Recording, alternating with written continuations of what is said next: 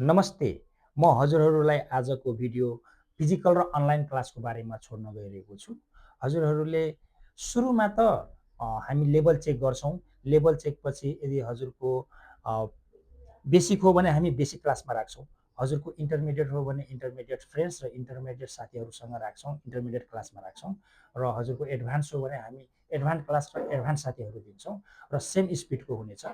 हजुरहरूले फिजिकल क्लासमा with teachers 1 घन्टा ग्रामेटिकल, प्र्याक्टिकल, थ्योरिटिकल गर्न पाउनुहुनेछ भने हजुरहरूले त्यसको त्यही लेसनको ड्रिल, डायलग, कन्भर्सेसनल म्याटेरियल्सहरू डेली लाइफमा बोलिने सेन्टेन्सेजेसहरू त्यो चाहिँ हजुरले WhatsAppमा डेली बेसिसमा पाउनुहुनेछ।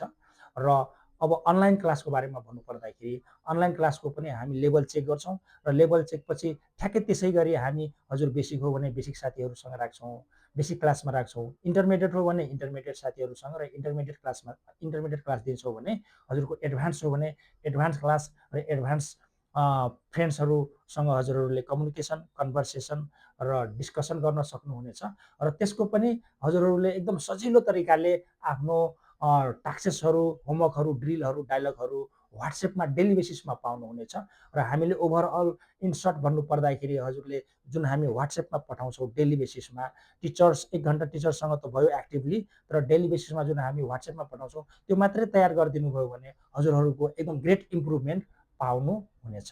हस्त, धन्यवाद।